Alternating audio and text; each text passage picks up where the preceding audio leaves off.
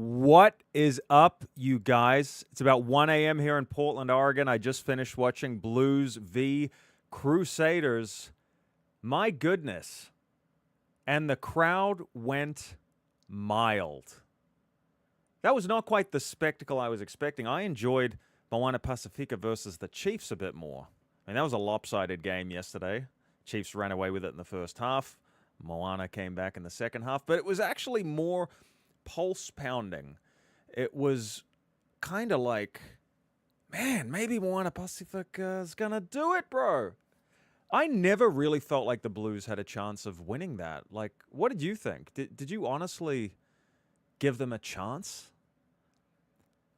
It just felt like once the Crusaders got a hold of that match, they were never going to relinquish it. And let's be crystal clear here as well, guys.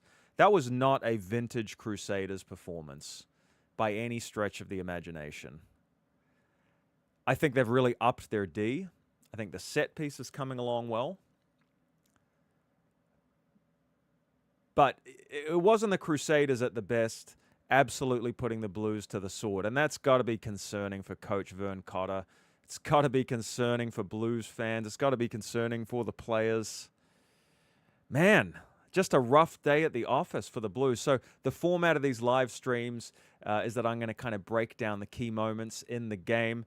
If anyone has a question, fire it off. I'll be taking a look at the chat here. I'm going to have to do it on my phone because we're having a couple technical difficulties here. But I do want to know what you guys thought. I feel for my homies from Auckland. I mean, my thumbnail for this game was, can the Crusaders win away from home? Can they get up outside of Christchurch? Yeah, they're looking good this year, but I believe, correct me if I'm wrong, I believe they did not get a single W outside of the Garden City last year. So they needed that away win. They got an emphatic away win tonight. 7 tries to 3. That's pretty impressive. But it was actually the Blues that started hot in this game. 3 minutes and 30 seconds in, Sotutu broke the line, that forgotten man of New Zealand rugby. Well, not necessarily forgotten from the people who say, what does this guy have to do to get in an All Blacks jersey? Forgotten by the All Blacks selectors, certainly, but he was showing a bit of his class early on. And look, the Blues were able to rack up a lot of phases. They looked impressive in the opening stanza. You saw David Havili, who we're going to talk about a lot today. He kind of got sucked into midfield, and the Blues were able to just scissor through the middle, and Dalton Papali'i got a hold of the ball. Good leg drive, good power, good acceleration. He got over the line. So the faithful there at Eden Park were stoked, the men in blue getting off to a good start. And really, it was a pretty frantic pace for a while there. And I do have to say that Rieko Ioane was shining. We have a lot of chat on this channel about Rieko at center for the All Blacks. Is he going to be the man at 13 going forward? Could someone knock him out of All Blacks contention? Could it be the distribution of a Billy Proctor? Could it be the raw power of a Lester Fainga'anuku? Is someone like Timothy Tavatavanawai from the Highlanders just going to throw a total cat amongst the pigeons? Reshake the midfield completely? Does he end up at 12 instead of Jordie Barrett? How does that change the entrenched combo of Barrett and Ioane? Well, this was a bit of a Dr. Jekyll and Mr. Hyde performance from Rieko Ioane.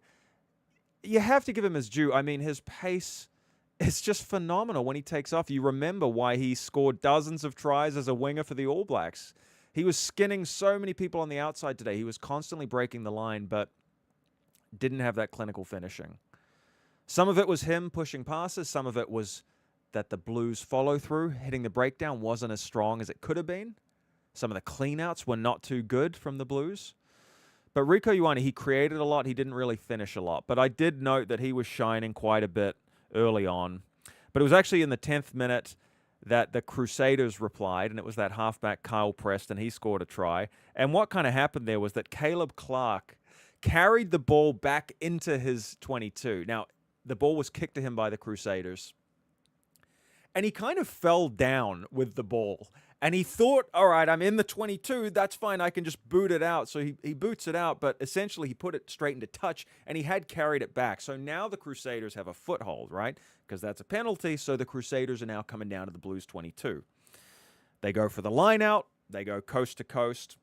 And that was when my favorite player, and your favorite player, admit it, David Havili, everybody's favorite player. I'm not going to be mean. David Havili had a great game. Listen, whatever we think about David Havili wearing black, some of you never want to see him in a black jersey again, and that's cool. I read all your comments. I've felt that way at times about David Havili when he's had a bad game for the All Blacks. He's a fantastic provincial player. He is a brilliant Super Rugby player. He is a very good captain. And he looked great here because he actually broke the line and he really set up this try from Carl Preston.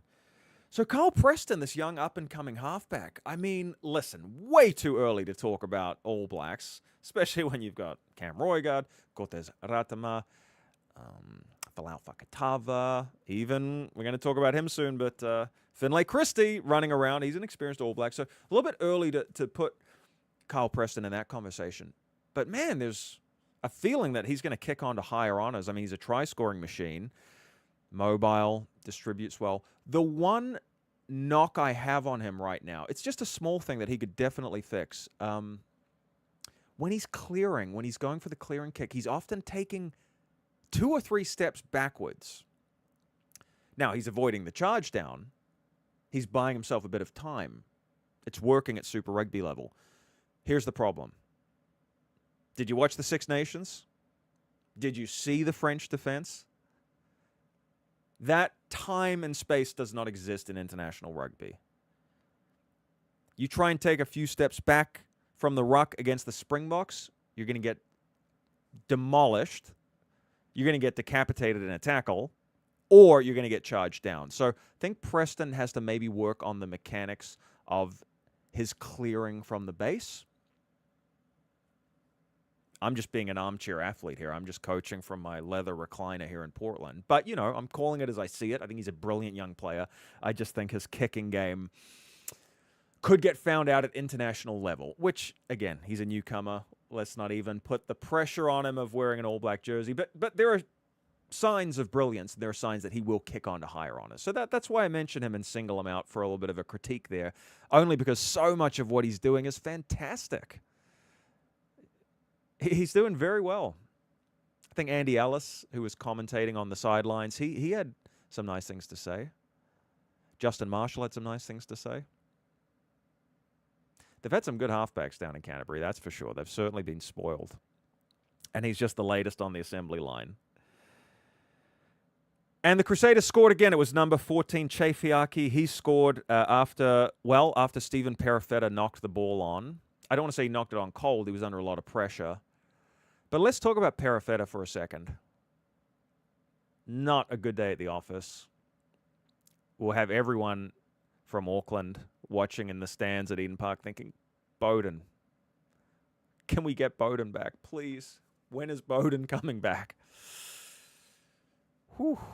Just rough. You know, he was under a lot of pressure. He hasn't played a lot of rugby recently. Crusaders were bringing the line speed. Crusaders looked offside on a few occasions. Did anyone else think that? Here come some comments. Hey, Blues number 8. Hello, my friend. How you doing? How am I doing today? Is everything good? You know what, guys? I'm going to be completely honest with you. I've had better weeks. I won't go into my personal life. But I'm having a hard time right now. I'm having a bit of a hard time. And that's why I'm very grateful for you guys. I'm grateful for rugby. It's been a very nice escape. I always love Blues Crusaders. I'm happy to be here with you guys, and I mean that from the bottom of my heart. And you can expect more live streams and videos going forward.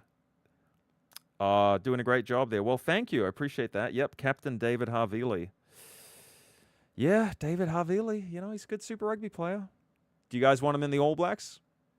I don't think you do. I read your comments. I don't think you want that. But actually, we have to give credit to David Havili. I want to say that after Stephen Perofeta knocked the ball on, Havili was pretty alert to it. And he did something kind of brilliant. He shaped to kick. And I think he really was thinking about kicking. But then he was like, no, I'm just going to throw the ball wide. Listen, whether that was like one of the best dummies I've ever seen, like a kick dummy where, oh, I'm going to fake you out. I'm going to make you think I'm going to kick it, but then I'm going to fling it wide. Whether he was genuinely confused or he was just acting, it was brilliant, and it totally bought space. The Blues defense really thought, okay, there's a Crusaders kick coming here. They were in two minds, so when the ball went wide, they just got cut to pieces. So Fiaki did a good job there finishing. He was very strong on the wing at number 14. Got to give him credit. And then in the 25th minute, let's go from the winger with the dancing feet to the front rower with tree trunk-like quads and kind of dancing feet of his own. I'm talking about Tamaiti Williams. Man, he got the pick and go happening. He got the leg drive going. He just powered over and he scored. And look, what was happening was that Havili, as the captain, was opting for scrums because the Blues, by this point, about 25 minutes in, they're just now starting to concede penalty after penalty. And you started thinking, well, the Crusaders kind of have the wood here at scrum time. So Havili kept going for the scrum. How do you fault that? How do you say that was a bad idea when they clearly had the edge at scrum time? You don't fault that. It was the right decision. Havili was calling the shots well. You know, I mean, he's a back, but he had his finger on the pulse of the forwards tonight. Yeah, they were up for it, man. The Crusaders were just animated. They were amped. They were whooping. They were screaming. They were hugging. They were fist bumping. They were patting each other on the butt. All that good stuff. Like, they were just feeling it much more. And, you know, I just started thinking, I can't see how the Blues win this. It wasn't even that the score was that blown out, but it was like, there was just a gulf in the energy levels. You know, it just felt like the Crusaders really wanted it. So what happened at about the half-hour mark was that the Blues were starting to play with ambition. Maybe they felt the game slipping away from them. So they were, they were doing quick throw-ins and stuff like that. Not going for the line out, throw the ball in, play it quick. And essentially, that was great. Again, Rieko Ioane was getting on the outside of his man, all that good stuff. But knock-ons, forward passes, and just a lack of ball security was killing the Blues. Now, I said this in my preview. Some of you watched it. I said what worried me about this game for the Blues was that they've been very turnover prone. That's the biggest difference between this year and last year when they won it all. They were the champions last year. What has changed? Why are they bumbling and stumbling this year? Because the set piece is still okay. Not so much today, but in general, it's been okay. Yeah, they've still got firepower in the back line. They've still got Hoskins Sotutu, Dalton Papali'i, Ricky Riccatelli, Patrick Tuipulotu, who didn't play today. That was a big loss. But, they've still got all the star power in the forward pack. What's going wrong? And it's the breakdown. It's glaringly obvious. I don't even need to tell you that. If you watch this channel, you love rugby, it's obvious to you. They're bleeding out at the breakdown. They're turning over way too much pill, and they didn't do it last year. And what I hated about this matchup for the Blues was that the Crusaders are the best team at punishing turnovers. They just strike so quick. They can mobilize defense into attack faster than anyone. I don't have the stat to pull out now to prove that to you, but do the eye test. Tell me that's not true. Tell me that there's a better side at turning over the ball and turning it into points. Chiefs, maybe, but if it's not the Chiefs, it's the Crusaders. And so you just felt like if the Blues ball security wasn't going to get better, there's just no shot. So at halftime, it was 7 points to the Blues, and it was 20 points to the Crusaders. At halftime, they pulled Scott Barrett. He came off. And then, it didn't take long. At the 41st minute, Fiaki scored another try. Now, in the 43rd minute, they took off Sam Nock. The Blues did. He was their halfback. They brought on Finlay Christie, a controversial figure in New Zealand. I see a lot of hate for Finlay Christie. I think he's a good player. I think he's a very good, rugged defensive player. I think he leads the team well. I think he can be a bit ponderous with his service, especially if you compare him to Cam Roigard. He's not slow, but he can look slow compared to a guy like Roigard. He made a difference coming on. Christie actually shored up the Blues pretty well. And we'll talk about that in a minute. But regardless, the Blues lineout was faltering. And in the 45th minute, the Crusaders got a penalty, right, from a Blues lineout malfunctioning, right? Get this. Oh, and by the way, the Crusaders, They were screaming. Like, this was an example of them being so animated and emotionally elevated for this game. They were whooping, they were hugging, high fives. So the Crusaders, who have this penalty, they go for a quick tap. They're going to run it. And I guess there was a blue player obstructing. Ref blows it. The penalty turns into a yellow card. So a Blues player gets sent off for, I guess, impeding the quick tap, not being back far enough, cynical obstruction, whatever. So now it's 14 against 15. And already this game is going so horrifically badly for the Blues. Like, they did not need to lose a man there. Man, it was just shocking. Oh, we got some comments here. Ice Pharaoh, he says, I wouldn't say it's just the breakdown. All their wingers, aside from Talea, have been slow this year. He also says, I'm shocked that Rieko Ioane hasn't been moved back to 11 yet, given how much better he's looked on the fringes. Yeah, look, great point. Great point, because he is doing good work around the fringes. He is sniping, and he is getting outside his man, and he kind of played like a winger today, and he looked like a world-class winger. I think that's a good point there. Could they move him? Well, the problem is, though, that you've got Caleb Clark and Mark Talea, all black wingers. Do you drop one of them to the bench? I see why they're persevering with Rieko, but yeah, he looked more like a winger than a center tonight, that's for sure. So now the Blues are down a man. We get to the 51st minute. Crusaders score again. It's Tom Christie. And familiar theme here. Blues get a penalty. Crusaders kick it to the corner. They go for a line out. They win the line out because their line out was really good today. They get a rolling maul going. And there's your foundation. Splinter off the maul. Score a try with a bit of forward power. It was just like rinse and repeat, you know. And the Blues just kept getting scrum penalties. I mean, it was just like an Achilles heel for the Blues. The scrum was not really happening for them tonight. And the Crusaders were like, that's fine. We'll take the penalty. We'll kick to the corner. We'll set up a rolling maul. We'll just bully it over through the forwards, or we'll go wide. Whatever, we got options. 7 tries, speaks for itself. In the 57th minute, though, the Blues struck back through Marcel Renata. I think he was wearing the number 18 jersey. He came off the bench. Blues were quick thinking here. They took a quick tap off a penalty because they didn't want to go for a scrum, that's for sure. So anytime the Blues got a penalty, it was quick tap. Do you want a scrum, guys? No. Definitely not a scrum. And anything but a scrum. So they did a quick tap. And, you know, they just started building some phases. And Finlay Christie was very good here. He was leading the way. His vision was good, recycling the ball fast. And it wasn't finesse that led the Blues to score. It was just brute force. And that's fine. I applaud them. They struck back with what they know, the pick and go. It's a weapon that works for them. They did get the ball across the line, close to the hour mark, and good for them. I mean, you didn't think they're going to come back and snatch this game, snatch victory from the jaws of defeat, but you thought, okay, well, finally, we're getting a bit more competitive here. But an immediate riposte from the Blues. In the 63rd minute, the Crusaders scored. It was very nice. James O'Connor actually put in a deft kick. Floated the ball over beautifully to Macca Springer, who scored 5 tries against the Force. You guys might have seen that. Macca Springer was on the bench this week. He came off, collected it right in the breadbasket.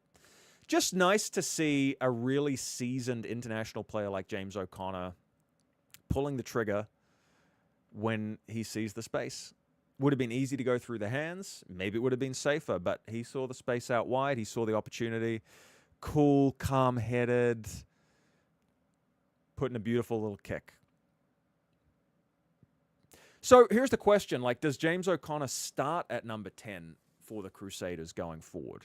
Taha Kemara is a youngster who's running the show pretty well at 10.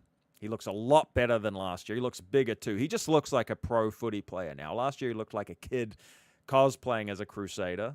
I say that respectfully. I mean, he's a hell of a talent. I made a video talking about the next best pivots in New Zealand. I put him on that list of 3 of who's going to be the next Dan Carter. I said, could be him.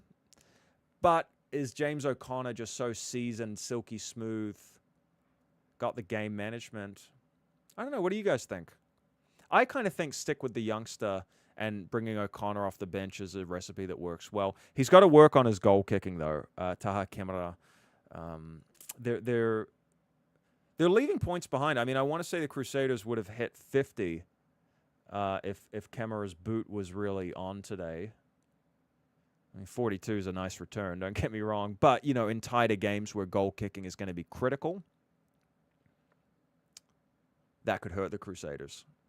So keep your eye on that number 10 position for the Red and Blacks. But moving on here, guys, we're close to the end of this wrap-up of the game. 67th minute, Blues actually scored. Again, they built some good phases, good muscularity, good punch at the breakdown. They kept getting penalty advantage. And that man, Finlay Christie, he scored a try. He played well. I'm telling you, he played super well. But the Crusaders had the last laugh. You kind of felt at some point Will Jordan was going to get a meat pie, and he did. It was actually on the 80th minute. I think the hooter literally went as he scored the try. But nice little try there for Mr. Will Jordan, the All Black incumbent fullback. Quiet game from Will Jordan, who you can see here looking very handsome in this picture. Hell of an athlete, hell of a player, X factor for days, one of the best players running around in Super Rugby. But yeah, just kept a little bit quiet. I'm not sure what it quite was. Ball just didn't really flow his way today. Not a bad game, just a quiet game by his standards. Yeah, I mean, here we go. Blues N8. He's saying, good call. Bring James O'Connor off the bench. JD280, I like what he says here. He says, I wouldn't write the Blues off yet. Keeping closer to the top 6. It could all change if the Blues find their form later. And I think that is true. As much as I'm giving the Blues a hard time here, it felt like they turned the corner against the Chiefs last week. They went down by a narrow margin, but their attack was starting to fire. They were not just getting success with their pick and go, which they're always having success with, really, but starting to really motor down the wider channels, back threes clicking, midfields creating more space. And you saw signs of that today. It was just the lack of clinical finishing, or a pushed pass, or a knock-on, or a turnover that was killing them. But were they creating opportunities? Yeah, they were creating opportunities. The Blues were creating opportunities. I will absolutely give them that. Plenty of line breaks. Just no finishing. So, where to from here for both of these teams? You think the Crusaders are heading back into title contention? How are you guys feeling out there if you're Red and Black fans? Because last year, obviously, was a disaster for the Crusaders. Frankly, they were due for a disaster. They were due to fall off the cliff. 7 in a row is just unheard of. I've never seen anything like that in any sport.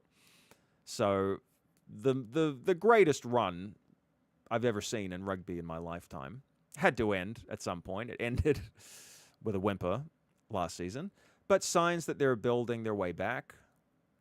This was a tougher game than routing the Force, who were, I think, a second-string Force team. I'd even go that far. Crusaders did well against the Reds, though, who are a very good team. I watched them beat the Highlanders down south. Saw them thump the Waratahs the other week, too. Reds are the real deal, so they put them to the sword. And they did well against the Hurricanes, who are a dangerous team in round 1. I think, it's just the Chiefs have had their number. Ice Pharaoh says, the Blues are cooked. I can't see them winning the Hurricanes rematch. Not with Asafo Amua, Tyrell Lomax, and Ruben Love, etc. having returned. It's going to be a tough second half of the round robin for them. Yeah, I mean, that's a great point about the Hurricanes. I did a little commentary last week after the Hurricanes versus the Highlanders. And I was looking at the starting 15s, Hurricanes, Highlanders, fairly even. I mean, more star power on the Hurricanes side, but a good, solid Highlanders team. And then I looked at the bench for the Hurricanes, and I was like, oh, they're winning. They're winning because it was just stacked with All Blacks. Asafo Amua, Tyrell Lomax in the front row. I mean, just bringing them on in the 55th minute immediately shores up the scrum. You're getting all this extra punch around the field. And then tons of firepower in the backs too. So, the Hurricanes, I reckon, will keep building through this season. I reckon the Hurricanes might scrape into the top 6. because they're doing better at building phases. They hit like 25 phases at times against the Highlanders the other week. It's just that lack of finishing. That's what's killing the Hurricanes. That's what's killing the Blues. That's what's killing the Highlanders. And so for me, if you want to talk, who are really the New Zealand teams leading it, and this is not a controversial opinion because they're right at the top of the ladder, but it is the Chiefs and Crusaders because they're doing the basics right, but there is just that cutting edge with the finishing. They know how to score tries. They know how to camp down the right end of the field, camp out in the opposition 22, turn that into points. What I'm seeing from like the Blues, Hurricanes is, get down to the opposition 22, not always coming away with points, not clinical in the red zone. Chiefs and Crusaders are killers in the red zone. If they get down there, they're generally coming away with points.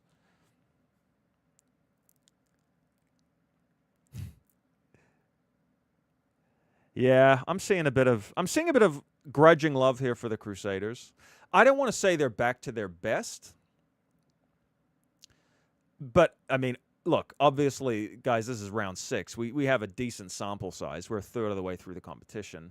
They're nothing like last year. I mean, they're so much better than last year. Like, had they even won a game by this point last year? They didn't win an away game last year, so they won at Eden Park already. It's a better season. It's good to see you guys laughing in the chat. I'm loving it. A lot of people turn up today. I really appreciate that. That makes my day. So I think the format going forward is that I'm going to put up a poll each week and say, hey, what game do you want me to cover? What game do you want me to live stream after? And we'll just go from there. And then I'm also going to do a full recap of the round, so kind of break down every game. And I'm putting a lot of time into this, guys. I'm going to pretty much watch every game. If I can't, I will certainly watch extended highlights and piece together what happened. But generally, I'm trying to watch every single game here. So, yeah, we'll just stay in touch through the polls. I'm glad you guys are enjoying the content. I'm feeling a lot more interest in Super Rugby this year. The reason I started a bit cold this year with the Super Rugby coverage was I just wasn't really sure if there was that much interest in it. But there is, and there's been demand for it. So that's a good sign. Attendance is up. Viewership is up. Even the YouTube highlight numbers are up. So that's good to see. Guys, do you reckon an Aussie team might win? Win it all. The Reds look pretty good today against the Highlanders. I'll break down my thoughts on that when I do the recap of the weekend, but they look pretty solid. Brumbies, they're always pretty formidable. I feel like the Waratahs have hit the wall. I feel like they started so strong and they just absolutely hit the wall. They SHIT the bed against the Reds, and I'm actually pretty curious. I believe the Tars are playing the Brumbies this weekend, if I'm not mistaken. I'm kind of curious about that one. I think the Tars are still in a funk, and I think the Brumbies will probably win. I did see the Brumbies play the Blues a couple weeks back. That was pretty rough viewing. The Brumbies won at Eden Park, much like the Crusaders did today. Yeah, and they made the Blues look like bumbling, fumbling fools. I'll tell you one thing. I don't think the Blues are going to go back-to-back this year. So Icefarer says maybe making a final but not winning it. I think he's talking about the Aussie teams. Yeah, I could see that. I think the Aussie teams are much stronger, and I think this is just you're seeing what happens when you take 5 teams and put them into 4. You're not stretching that talent pool so thin, and I think that's better. It's better for New Zealand players to be playing against good Aussie sides. I just think also the Aussie forwards are doing a bit better. Like if you looked at the Reds game earlier today, I got to be, I mean, look, I'm always going to go for the New Zealand side, but I call it as I see it. Like the Reds did a number on the Highlanders scrum today. Don't jinx us, Julian. All right, I won't. I'm going to reverse jinx it. I'm going to say that it's going to be 2 Aussie teams in the final. There you go. That's my prediction. There's my reverse jinx. But seriously, the Reds forward pack looked great today, and they honestly, guys, they kind of monstered that Highlanders scrum at times, which was a little bit shocking if you were watching that down in Dunedin. So Aussies definitely have a bit more punch in the forwards, and that's good to see. I just want to see them competitive against the British and Irish Lions. That's what I really want to see. like, do you guys want to see a whitewash? Do you want to see the Lions just trample the Wallabies? I don't think that's really good for the sport. I'm hoping, I'm predicting, I think the Lions will win. I'm thinking 2-1 would be great. If the Aussies can get one, that would be good. And the Lions should be front of mind for everyone because this super form is really going to dictate the Wallabies team more than usual. It's only the second year of Joe Schmidt as the coach. Still very much in flux. I don't think he's 100% settled on his 23. And Schmidt, he's going to coach the Wallabies against the Lions, and then that's it. He's doing the Rugby Championship. He's gone. It's a short stint. So really his legacy is going to be based on that Lions tour, I think.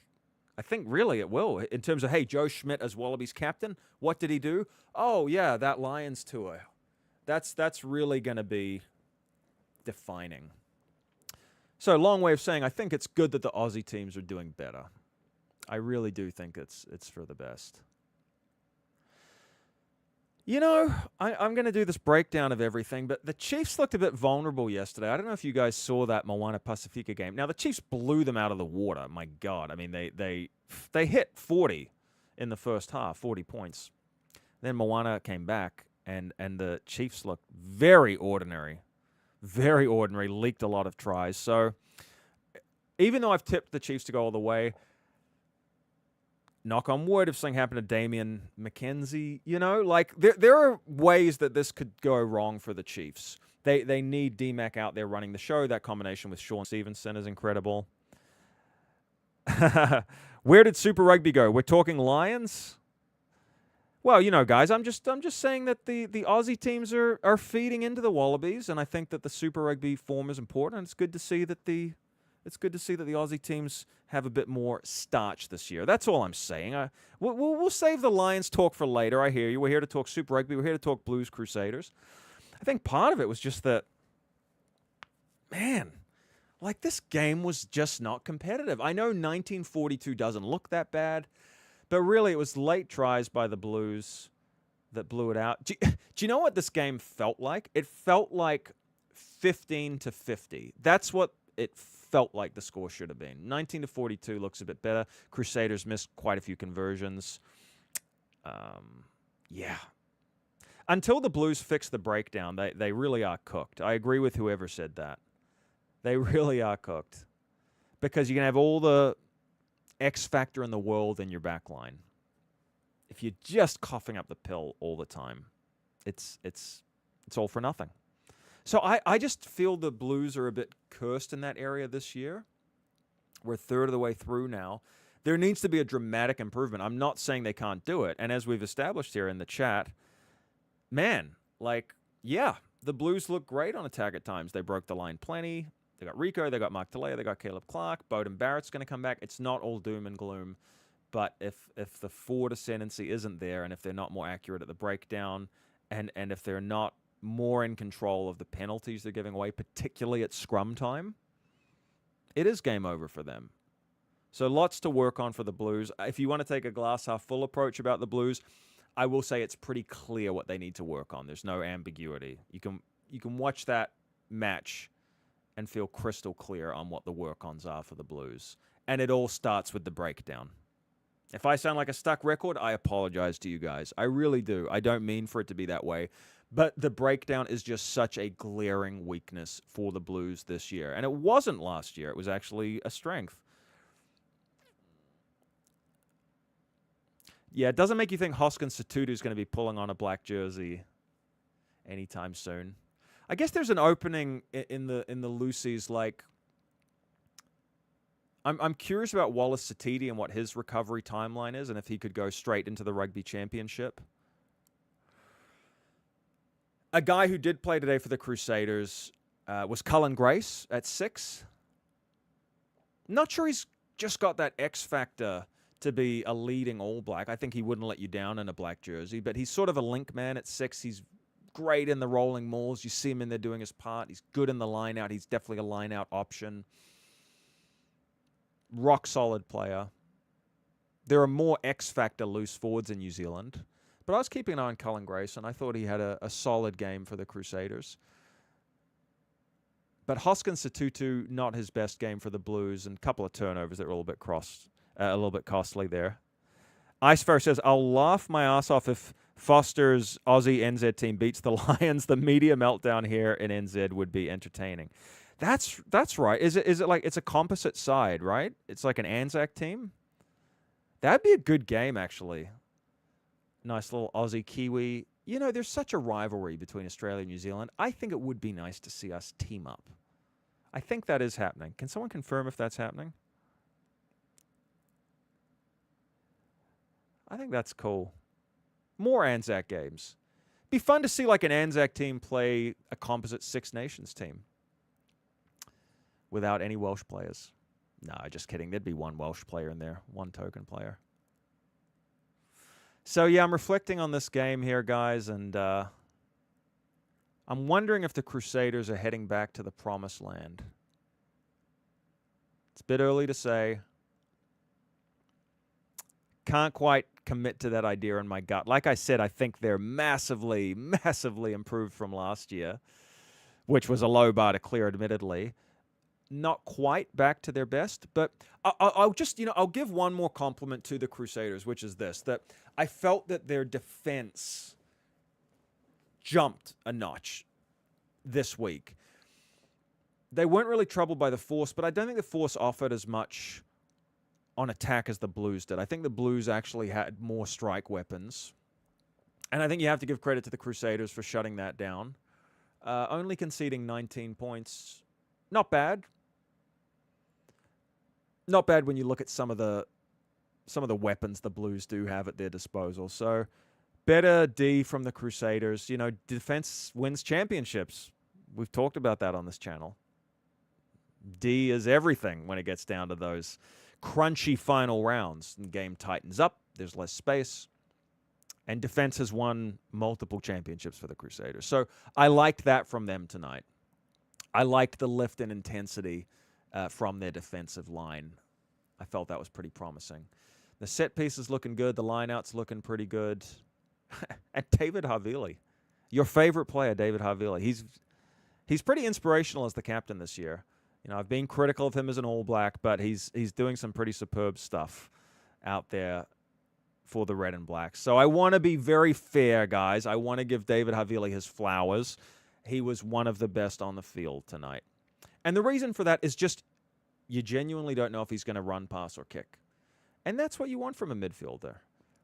You want them to be that multi-prong weapon, that triple threat. Which way is he going? And again, that try I mentioned where you felt, is Havili going to kick? Oh my God, he's not going to kick. Oh, he's going wide. Like it was, you watched it unfold in real time, and you were confused as the viewer watching it as to what he was going to do, and you therefore put yourself in the shoes of the defense, and they were really confused what he was going to do. So Havili puts up some pretty good pictures in terms of confusing the opposition defense, shaping the kick, but getting a pass away. He is very good at that. So full credit to Havili. Yep, we're giving him his flowers in the chat here. So we've come a long way. We were roasting David Havili in the All Blacks last year, but now we're giving him his plaudits, and I think that's nice. And guys, that might even be a nice note to end on, because I am going to do a recap of Super Rugby. Loved having you guys here. Please drop a comment when this goes up, because the lives, they then get shared as videos. So good turnout tonight. I'm loving it. I'm going to be doing more of these. And look, if the crowd was here tonight, I just can't wait till we're talking about All Blacks games. Loving building this audience, building this community. Like I said, I've had a very tough week, but you guys have made it much better participating in this. I appreciate you. I love you guys. And final comment here from Ice Pharaoh. Havili or ALB, though, only room for one of them on the bench. Yes, and I would go Anton Leonard-Brown on the bench. If we're talking All Blacks, I assume you're talking All Blacks, I would still go ALB over David Havili on the bench. Just think he's a little bit more sure-footed. Defense is probably better. I just trust him a little bit more. In a crunch game coming on with 20 minutes to go, I trust him a little bit more. All right, guys, that's my final thought of the night. I'll love you and leave you. I'll be back for another one real soon.